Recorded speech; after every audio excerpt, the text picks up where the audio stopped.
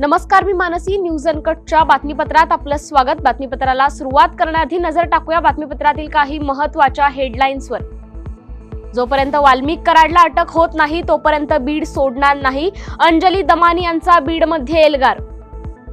सातारच्या फलटण येथे शहर भाजपच्या कार्यकर्त्यांनी वाचवले वृद्धाचे प्राण. बळजबरीने वेश्या व्यवसाय करणाऱ्यास प्रवृत्त करणाऱ्यांविरोधात स्वाधार संघ लढणार, ॲडव्होकेट ललिता पाटील यांचं विधान. आणि रायगड जिल्ह्यातील एसटी बसेसच्या ढिसाळ अवस्थेचा मनसेकडून पर्दाफाश. आता पाहूयात सविस्तर वृत्त. शरद पवार यांनी धनंजय मुंडे यांचे अनेक कारनामे पाठीशी घातल्याचं म्हटलं होतं. त्याच प्रवृत्ती वाल्मिक कराडांसारख्या व्यक्तींना मोठं करत आहेत. त्यामुळे जोपर्यंत वाल्मिक कराडला अटक होत नाही तोपर्यंत आम्ही बीड जिल्हाधिकारी कार्यालयासमोर ठिय्या देणार असल्याचा एल्गार सामाजिक कार्यकर्त्या अंजली दमानिया यांनी व्यक्त केलाय. दरम्यान धनंजय मुंडे यांना मंत्रिपद सोडायला भाग पाडत नाही तोपर्यंत ठिय्या देत राहू असंही त्यांनी स्पष्ट केलंय. सातारच्या फलटण शहरातील नाना पाटील चौक येथे एक वृद्ध व्यक्ती चक्कर येऊन पडली असता शहर भाजपच्या कार्यकर्त्यांनी त्यांना मदतीचा हात देऊन त्यांचे प्राण वाचवलेत. फलटण भाजप शहराध्यक्ष अनुप शहा, माजी नगरसेवक फिरोज आतार तसेच तानाजी कदम आणि सचिन नाईक यांनी तातडीने नगरपालिकेच्या अँब्युलन्सला बोलवून या वृद्ध व्यक्तीची परिस्थिती गंभीर असल्याने स्थानिक डॉक्टरांच्या सल्ल्यानुसार बारामती येथील मेडिकल हॉस्पिटलच्या दवाखान्यांमध्ये सदर रुग्णाला पाठवून दिलंय. या काळामध्ये त्यांच्या नातेवाईकांशी संपर्क साधून त्यांना या घटनेची कल्पना देण्यात आली आहे. महिलेला कोणी बळजबरीने वेश्या व्यवसाय करण्यास प्रवृत्त करत असेल तर विरोधी करण्यासाठी आम्ही पुढे येऊ अशी माहिती स्वाधार संघ आणि आधार संस्थेच्या ॲडव्होकेट ललिता पाटील यांनी जळगावात पत्रकार परिषदेत दिली आहे. त्यावेळी ॲडव्होकेट सलीम खान यांनी सर्वोच्च न्यायालयाच्या निर्णयाचा आधार घेत सांगितलं की महिलेला वैयक्तिक तिच्या मर्जीने लैंगिक व्यवसाय करता येतो. तसेच न्यायालयाने अशा महिलांचे पुनर्वसन करण्याचेही निर्देश दिलेत. मात्र त्यांचे पुनर्वसन होत नाही, यासाठी सर्वांनी पुढाकार घेण्याची गरज असल्याचं मत सामाजिक कार्यकर्त्यांनी मांडलंय. या पत्रकार परिषदेमध्ये जे व्हेरीफाय झालं डिस्पोज ऑफ रिपोर्टाने केलं. डिस्पोज ऑफ करताना त्यांनी काय काय नेमकं केलेलं आहे आणि त्याच्यामध्ये घटना काय काय घडली. आपल्या आम्हाला ज्यावेळेला ते डिस्पोज झालेलं आहे तर त्याच्यामध्ये स्पेसिफिक त्यांनी दिलेलं आहे. एंगेजमेंट पण आहे आमच्याकडे. हायकोर्ट बेंच औरंगाबादचं आहे. Criminal writ petition number 598 of 2019 आहे. तर तिच्यामध्ये कुदरत अली वर्सेस, त्याच्यानंतर शेख रियाजुद्दीन, नंतर शेखनन Mohammad Khan Pathan versus state of Maharashtra, त्याच्यानंतर डायरेक्टर जनरल ऑफ पोलीस, त्याच्यानंतर सुप्रिंटेंडेंट ऑफ पोलीस, नंतर पोलीस स्टेशन अंमळे, नंतर central bureau of investigation, district magistrate collector, district जज, हे सगळे जणांना पार्टी केलेलं आहे. असं असताना हे रिपिटिशन आता डिस्पोज ऑफ झालं. वेळ झाली बातमीपत्रात छोट्याशा विश्रांतीची. लगेचच परत येऊ. पाहत रहा न्यूज अनकट. ऐतिहासिक वारसा लाभलेला मराठ मुलूक महाराष्ट्र. या महाराष्ट्राला विविध रंगी छटा आहेत. साहित्य, कला, पर्यटन, नृत्य, भाषा, संत परंपरा अशा विविधतेने तो नटलेला आहे. हीच गौरवशाली विविधता जपत सुवरंग मराठी केवळ महाराष्ट्राच्या सांस्कृतिक संहितेपुरते मर्यादित न राहता समकालीन नवकल्पनांवर आधारित कार्यक्रमांद्वारे मराठी मनोरंजन विश्वात स्वतःची एक अनोखी जागा निर्माण करत आहेत. मराठी मनोरंजन क्षेत्रातील उत्तम दिग्दर्शक, लेखक आणि निर्मात्यांच्या प्रतिभेचा पुरेपूर वापर करून मनोरंजनाचा आगळा वेगळा रंग उधळण्यास आम्ही सज्ज आहोत. स्वरंग मराठीचे उद्दिष्ट मराठी मनोरंजन क्षेत्रामध्ये मनोरंजनाची वहिवाट सोडून, रूढीवादी पद्धती तोडून मनोरंजनाचा समृद्ध अनुभव प्रदान करून देण्याचा आहे. म्हणूनच यात विविध पद्धतीचे मनोरंजक आणि माहितीपूर्ण कार्यक्रम स्वरंग मराठीवर बघता येतील. शेवटी एकच, धकाधकीच्या जीवनात धांगडधिंगा करण्यापेक्षा बसूया, हसूया, गाऊया, जगूया. नाती गोती श्रावण मोती गावामधले जीवंत रंग. नाती गोती श्रावण मोती गावामधले जीवंत रंग. चला जोडूया, चला पाहूया, जशी संस्कृती तसा स्वरंग. विश्रांतीनंतर बातमीपत्रात पुन्हा एकदा स्वागत करते. रायगड जिल्ह्यातील एसटी बस सेवा नागरिकांच्या जीवाशी खेळ करत असल्याचं जिवंत उदाहरण मनसेकडून दाखवण्यात आलंय. पेण आगारातून मुरुड दिशेकडे जाणाऱ्या एका एसटी बसला फक्त 3च नट बोल्ट असल्याचं निदर्शनास आलंय. यावरून हे आगार प्रमुख किंवा संबंधित विभाग प्रवाशांच्या जीवाशी किती खेळत आहेत हे मनसेचे रायगड जिल्हा संघटक किरण गुरव यांनी उघड केलंय. यावरून एसटी महामंडळ विभागाला जाग येणार का असा प्रश्न नागरिक विचारतायत. वारंवार मुरुडचा प्रश्न हा समोर येतो. मुरुडला अनेक प्रकारचे प्रॉब्लेम्स आहेत. तुम्ही मागे बघितलं असेल तर रस्त्यांचे देखील प्रॉब्लेम होते. आता रस्ते संपले आणि आता आले महामंडळाचा विषय. तुम्ही पाहू शकाल माझ्याकडे आता ही गाडी उभी आहे, ही आहे मुरुड आग्रातली. इकडे तुम्ही पाहू शकाल की ही गाडी आहे मुरुड आग्रातली. ही रामवाडी येथे उभी आहे आणि तुम्ही जर गाडीची परिस्थिती पाहाल तर एकदम अजब गोष्ट आहे की सेफ्टीची काळजी कितपत महाराष्ट्र शासन घेते तुम्ही बघू शकाल. इथे जर तुम्ही बघाल तर या गाडीला फक्त 3 थ्रेड आहेत. इकडे जर बघाल तर इकडे कुठलाही थ्रेड नाही. तर हा कुठल्या बेसिसवर हे लोक गाडीचं सेफ्टी बघून ही गाडी चालवतात. अजून तुम्ही पाठी पण तुम्हाला मी दाखवतो.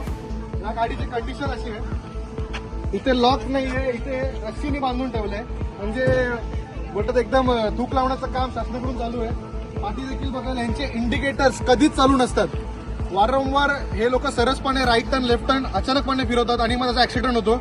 आणि त्याचा दोष देखील सरकारला नाही लागत. सामान्य घरातल्या एका छोट्या सामान्य घरातल्या मुलांना किंवा मुलींना हे जे दोष लागले जातात. ह्याचा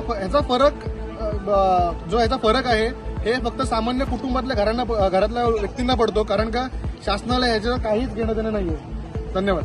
भंडाऱ्याच्या नर्सिंग कॉलेजमध्ये परीक्षेत गुण वाढवून देण्याच्या मोबदल्यात विद्यार्थिनींकडून शारीरिक सुखाची मागणी केल्याप्रकरणी अटकेत असलेल्या प्राचार्य किरण मुरकुट यांची शुक्रवारी न्यायालयीन कोठडीत रवानगी करण्यात आली आहे. पोलिसांनी त्याची पोलीस कोठडीची मागणी न्यायालयाकडे केली होती, मात्र ती फेटाळून त्याला 9 जानेवारीपर्यंत न्यायालयीन कोठडी देण्यात आली आहे. रायगड जिल्ह्यातल्या मुरुडमधील काशीद समुद्रात पुण्याहून पर्यटनासाठी आलेल्या शिक्षकाचा बुडून मृत्यू झाल्याची घटना घडली आहे. पुणे जिल्ह्यातील हवेली तालुक्यातील पिसोरी गावचा 13 जणांचा ग्रुप काल सहलीसाठी रायगडमध्ये आला होता. काशीद समुद्र किनाऱ्यावर पाण्याचा अंदाज न आल्याने धर्मेंद्र देशमुख या शिक्षकाचा बुडून मृत्यू झालाय. जालना जिल्ह्यात हवामान बदलांमुळे साथीच्या रुग्णांमध्ये वाढ झाली आहे. मागच्या काही दिवसात हवामान बदल होत असून हिवाळ्यात कधी ढग दाटून येत आहेत तर कधी पाऊस पडतोय. त्यामुळे सर्दी, खोकला, ताप यासारख्या साथीचे आजार बळावले असून अनेक नागरिक साथीच्या आजारांमुळे हैराण झाले. जिल्हा सामान्य रुग्णालयातील बाह्य रुग्ण विभागात तपासणीसाठी रुग्णांच्या लांबच लांब रांगा लागलेलं बघायला मिळतंय. त्यामुळे नागरिकांनी खबरदारी घेऊन आरोग्याची काळजी घ्यावी असं आवाहन आरोग्य विभागाकडून करण्यात आलंय. हे नॅचरल प्रॉब्लेम आहे.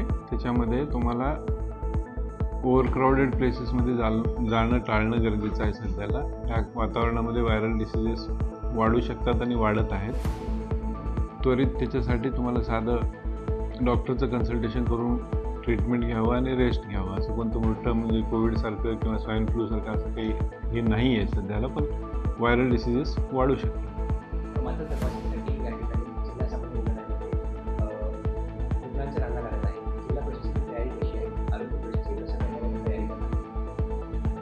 आता आमच्याकडे सगळे ओपीडी चालू आहेत, मेडिसिनची ओपीडी चालू आहेत. सगळे डॉक्टर सगळं बघतायत, सेवा देत आहेत.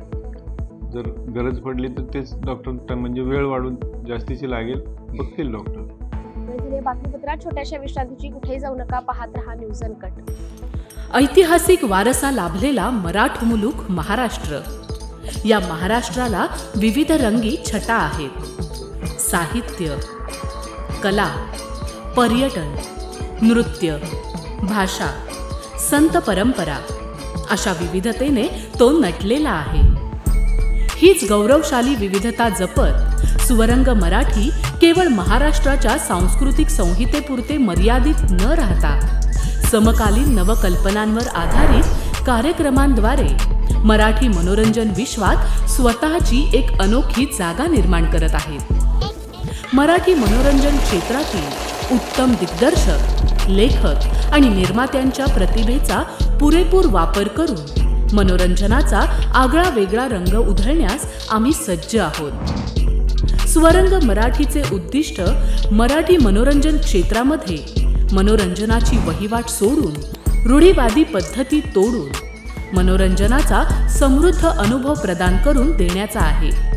म्हणूनच यात विविध पद्धतीचे मनोरंजक आणि माहितीपूर्ण कार्यक्रम स्वरंग मराठीवर बघता येतील.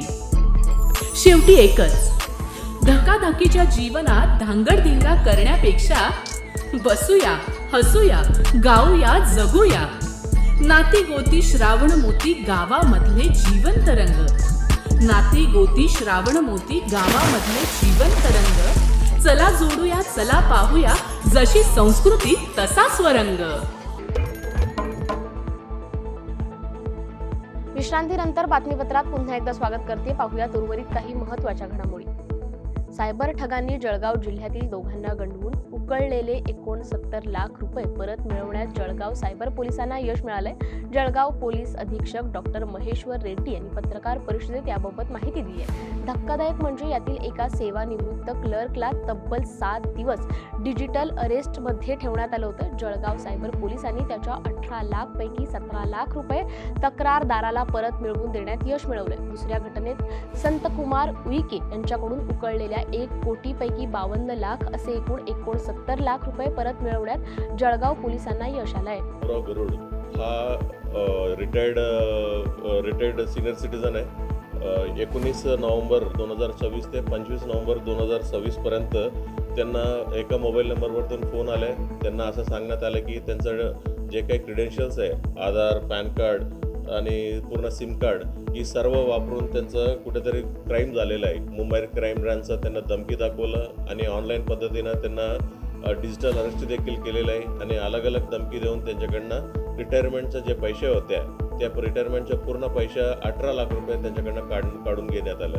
18 लाखपैकी इमिडिएटली आपल्याला अप्रोच केलं. 18 लाखपैकी 17 लाख अलग अलग बँक अकाउंटमधून आम्ही फ्रीज केलं आणि जे आपलं सिनियर सिटीजन होता जळगावचे रहिवासी त्यांना परत करण्यात आलेलं आहे. पूर्ण जळगाव नागरिकांना हीच आम्ही आवाहन करू इच्छिते, कोणताही असा फोन कॉल आलं किंवा व्हॉट्सअप कॉल आला, व्हिडिओ कॉल आला, ते कोणी स्वीकारू नये, कोणी ॲक्सेप्ट करू नये, लिफ्ट करू नये. आता आपलं कोणताही पर्सनल डिटेल्स जरी विचारला, म्हणजे आपलं पॅन कार्ड असतील किंवा आधार कार्ड असतील किंवा सिम कार्डचं कुठले डिटेल्स विचारला, कोणी देऊ नये. भंडाऱ्याच्या मोहाडीत शासकीय रेशन दुकानातून लाभार्थ्यांना वाटप झालेला गहू अत्यंत निकृष्ट असून त्याला आंबट वास येत असल्याच्या तक्रारी लाभार्थ्यांकडून करण्यात आल्यात. मोहाडी तालुक्यात असा निकृष्ट 128 क्विंटल तांदूळ सरकारी स्वस्त धान्य दुकानांमधून वितरित झालाय. त्यामुळे लाभार्थ्यांमध्ये संतप्त प्रतिक्रिया उमटत असून आमची थट्टा थांबवा अशी भावना त्यांनी व्यक्त केली आहे.